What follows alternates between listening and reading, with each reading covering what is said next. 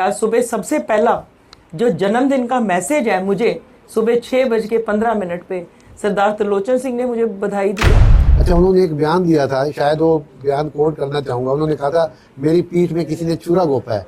पता लगा आपको भाई कोई कोशिश की किसने पीठ में? ऐसे हैं ना, तो हमने जानने की कोशिश की ना पूछने की कोशिश की कि किसने छुरा घोंपा है, और हमें नहीं मालूम इसके बारे में। हमने पार्टी की हमेशा हर चुनाव में कांग्रेस की मदद की। ऐसा कुछ नहीं है, हमारी पार्टी में पहले कोई हामी नहीं भरता है।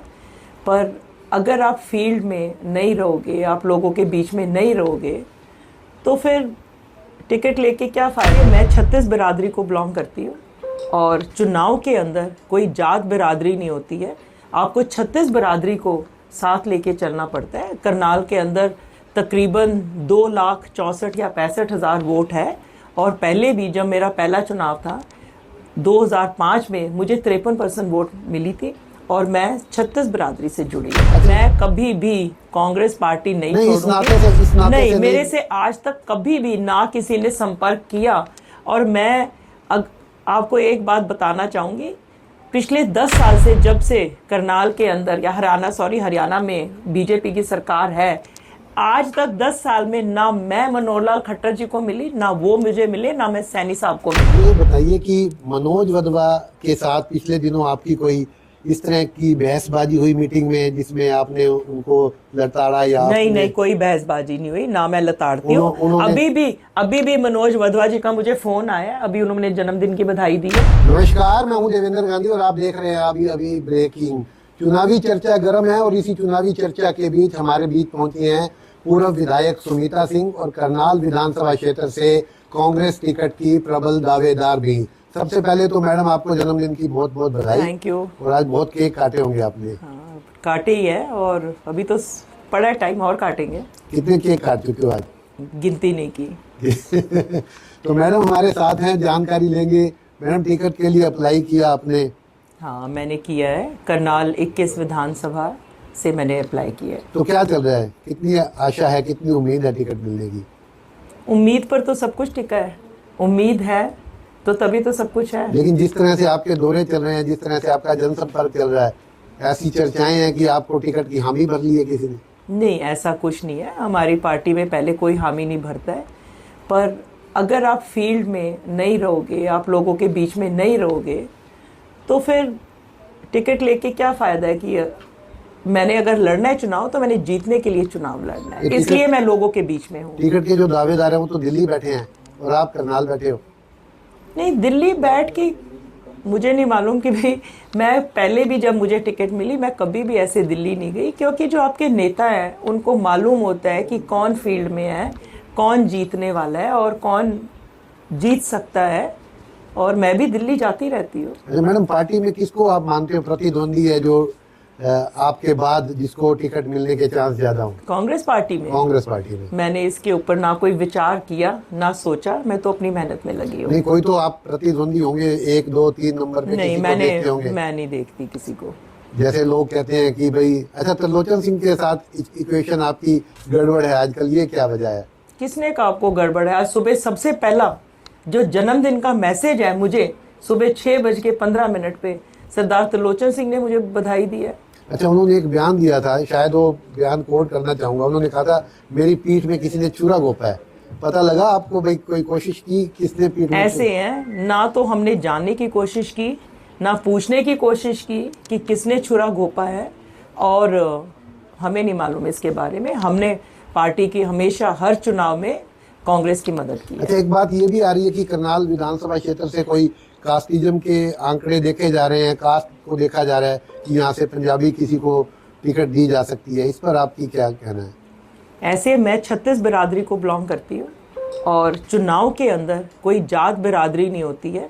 आपको 36 बिरादरी को साथ लेके चलना पड़ता है। करनाल के अंदर तकरीबन 2,64,000 या 65,000 वोट है, और पहले भी जब मेरा पहला चुनाव था 2005 में मुझे 53% वोट मिली थी, और मैं 36 बिरादरी से जुड़ी हूँ। अच्छा, ये हवा कौन उड़ा रहा है कि आप बीजेपी में जा रहे हैं? इस तरह की चर्चाएं कौन फैला रहा है? किस पे आपको शक है? जिस भाई ने भी, चाहे वो अपना है चाहे वो पराया है, जिसने भी ये चर्चा उड़ाई है और मुझे चर्चा में रखा, दो तीन दिन बहुत चर्चा हुई, और बहुत से भाई जो कभी मेरे को कहते भी नहीं थे इंटरव्यू के लिए, ने सबने मेरा घर आकर निवास स्थान पर इंटरव्यू लिया। मैं तो उन भाइयों का धन्यवाद करती हूँ जिन्होंने भी ये अफवाह फैलाई और मुझे चर्चा में रखा। जिससे डर लगता है, जो ताकतवर होता है, जो जीतने वाला होता है, उसी के बारे में लोग जो है अफवाहें फैलाते हैं। जो कुछ है ही नहीं उसके बारे में क्या चर्चा अरे करेंगे। बीजेपी वाले ने किसी ने संपर्क भी नहीं किया आपसे? कर तो रहे होंगे बीजेपी वाले आपसे नहीं, संपर्क? मैं कभी भी कांग्रेस पार्टी नहीं नहीं, इस छोड़ूंगी। नाते से इस नाते नहीं, से मेरे नहीं। से आज तक कभी भी ना किसी ने संपर्क किया। और मैं आपको एक बात बताना चाहूंगी, पिछले 10 साल से जब से करनाल के अंदर या हरियाणा में बीजेपी की सरकार है, आज तक 10 साल में ना मैं मनोहर लाल खट्टर जी को मिली, ना वो मुझे मिले, ना मैं सैनी साहब को मिली हूँ। आप उनसे भी पूछ सकते हो कि क्या कभी सुमित्रा सिंह आपको मिली है।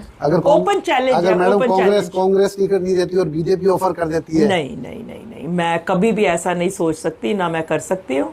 कांग्रेस टिकट देगी तो लड़ेंगे, नहीं तो टिकट जिसको भी कांग्रेस टिकट देगी, मैंने पहले भी मदद की है और आगे भी मदद करूंगी। मैडम दिव्यांशु बुद्धि राजा का भी नाम सामने आ रहा है टिकट को लेकर के, उन्होंने भी अप्लाई कर दिया है। नहीं, उसकी लिस्ट में तो उनका नाम नहीं है। लेकिन पता लगा कि यूथ कांग्रेस की तरफ से नाम गया उनका। कोई बात नहीं, जिसको भी होएगी देख। वैसे आपको ये तो पता है किसका किसका नाम है? नहीं, मुझे नहीं मालूम। आपने कहा दिव्यांशु का नहीं पता आपको? नहीं, मुझे जो लिस्ट है जिसमें 23 नंबर की लिस्ट जो हमारे कांग्रेस ऑफिस से निकली है, जो सभी प्रेस के भाइयों ने भी लिखा है, उसमें 23 नाम है, उसमें नहीं है। मैडम क्या मुद्दे क्या रहेंगे चुनाव में? चुनाव में मुद्दे रहेंगे जो हमारे हरियाणा के अंदर इतनी बेरोजगारी है, हमारे भ्रष्टाचार है, और हमारे सबसे ज़्यादा जो मैं ये चाहती हूँ कि भाई जो हमारी मेडिकल सिस्टम है, हमारा जो हेल्थ सिस्टम है, जो हमारा एजुकेशन सिस्टम है, एक लोअर मिडिल क्लास और गरीब व्यक्ति के लिए बच्चों की स्कूल की फीस, और बीमार हो जाओ हॉस्पिटल में जाना, तो सारा घर का जो बजट तो गरीब आदमी का बेचारे का होता नहीं, रोज़ कमाता है और खाता है, उसके ऊपर हमारे को ध्यान देना पड़ेगा कि जो हमारे सरकारी स्कूल हैं उसमें नए टीचर्स की अपॉइंटमेंट हुए, हमारा एजुकेशन सिस्टम जो है उस पर इम्प्रूवमेंट हुए, और जो हमारे कल्पना चावला मेडिकल कॉलेज है, जो हमारे सरकारी हॉस्पिटल है, उसमें बेस्ट हम डॉक्टर्स लेकर आए। जो भी जैसे MRI है, जैसे अल्ट्रासाउंड है, ये सारी फैसिलिटीज़ वहाँ पर होनी चाहिए। और नौजवानों के लिए हमें कोई ना कोई कुछ ऐसा करना चाहिए जिससे कि हमारे करनाल के जो हमारे नौजवान हैं, जो यूथ है, जो इतना बाहर जा रहा है देश छोड़कर, उनके रोजगार के लिए हमें सोचना पड़ेगा और उनके लिए हमें कुछ करना पड़ेगा। मैडम कहते हैं आपने बहुत नौकरियां लगवाई लोगों की जो कांग्रेस की सरकार थी। नहीं, मैंने नौकरियां नहीं लगवाई है, नौकरी तो लगती है जो अप्लाई करता है। और पर करनाल के जो बच्चे हैं, करनाल के बहुत से बच्चों की, यूथ की उस टाइम पे नौकरी लगी है। ऐसा कोई सिस्टम होता है विधायकों के पास? नहीं, ऐसा कोई सिस्टम नहीं होता है। अगर मनोहर लाल ने नहीं लगवाई या नायब सिंह सैनी ने नहीं लगवाई तो फिर उनके हाथ में भी कोई सिस्टम नहीं था, तो काबिलियत के आधार पे लगी नौकरियां। पर हरियाणा के बच्चे नहीं लगे ना, सारे बाहर के लगे। तकरीबन बाहर के बच्चे। आप हरियाणा के बच्चे देखो, करनाल के बच्चे देखो कि कितने बच्चे हैं। कुछ ऐसा तो होना चाहिए ना जो आपके प्रदेश के, आपके शहर के भी तो बच्चे लगे ना। हमारे क्या बच्चे जो है, हरियाणा के बच्चे, करनाल के बच्चे क्या मेरिट में नहीं है? पहले भी मेरिट में लगे हैं। आप देखें, इन्होंने ज़्यादातर जो लगे हैं या RSS बैकग्राउंड के हैं, बीजेपी बैकग्राउंड के हैं। आपके विरोधी मैडम कभी कभी ये बात करते हैं कि मैडम को असम से क्यों नहीं चुनाव लड़ना चाहिए, क्योंकि एक बार असम से भी चुनाव लड़ चुकी हैं। वो आपकी पार्टी के भीतर के लोग भी हैं जो इस तरह की बात करते हैं। वो मेरे से घबरा के और डर के ये बात करते हैं। मनोहर लाल खट्टर जी से पूछिए ना, क्यों मनोहर लाल खट्टर जी झज्जर या रोहतक से करनाल आए और करनाल छोड़ के फिर चले गए। नायब सैनी जी कहाँ से आए? नारायणगढ़ से आए, यहाँ आए और अब कह रहे जी लाडवा जाएंगे। अरे भाई, मेरा जो ससुराल वाला गांव है शेखुपुरा मंचूरी, असंध के अंदर है, और असंध हमारा साथ लगता है। मैं तो जिले में थी। तो ये जो घबराहट है, ये जो इनको टेंशन है कि भाई सुमित्रा सिंह को टिकट मिल गई, यहाँ से जीत जाएगी, बस इस चीज की इन लोगों को टेंशन है। आपके ऊपर कोई मुकदमे वगैरह भी दर्ज हुए भाजपा के राज में? मेरे ऊपर, हाँ, मेरे ऊपर हुए थे, पहले हुए थे, और मैं एक एक केस लोअर कोर्ट और हाई कोर्ट में जाकर जीती हूँ, क्योंकि झूठे केस। क्या सरकार ने कराए वो केस? सरकार ने कराए थे, उनकी मर्जी से हुआ था, पर सारे झूठे थे। मैं सारे केसेस जीती हूँ।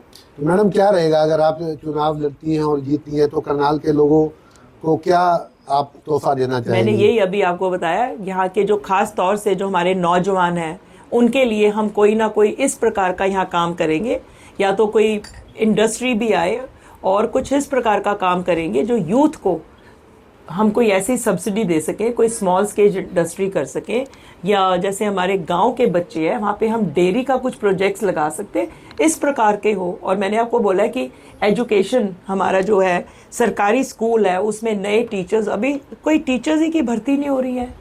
कौशल योजना के तहत भर्ती हो रही है।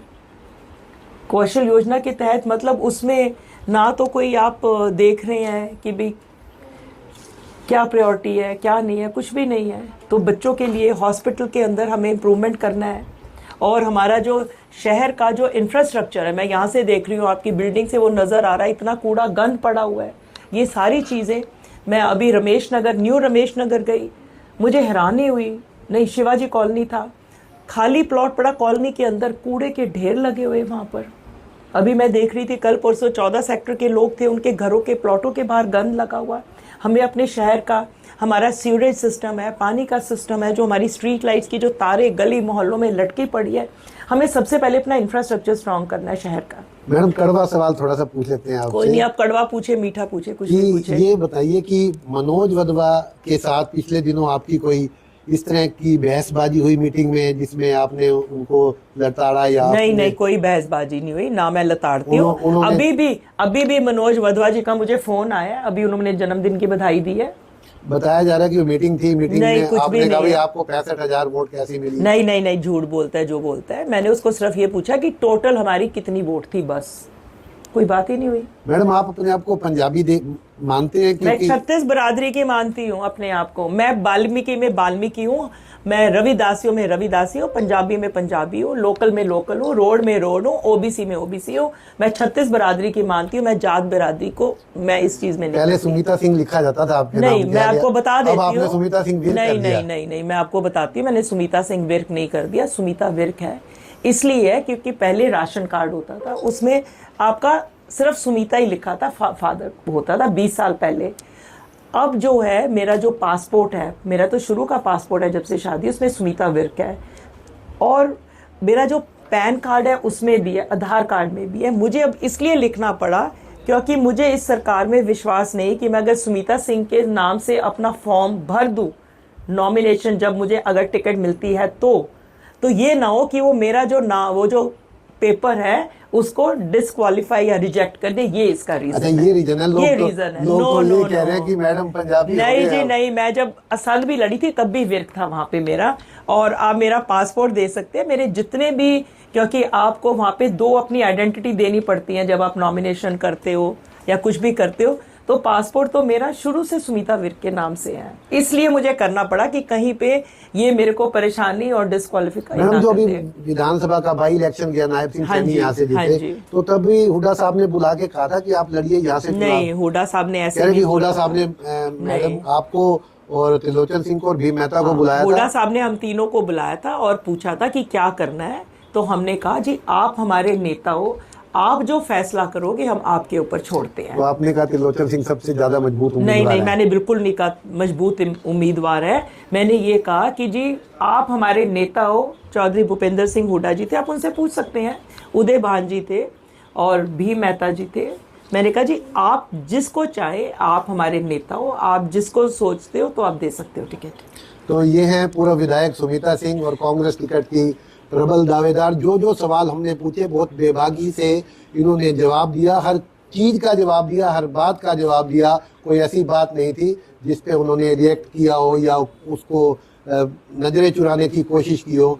तो इनकी बेबाकी इसी तरह से बनी रहे। आने वाले दिनों में पता चलेगा कि करनाल विधानसभा क्षेत्र से कांग्रेस किसे अपना उम्मीदवार बनाती है, लेकिन मैडम ने साफ कर दिया है कि पार्टी जिसे टिकट देगी उसका साथ देंगे। देखते रहिए अभी ब्रेकिंग। नमस्कार, जय हिंद, जय भारत।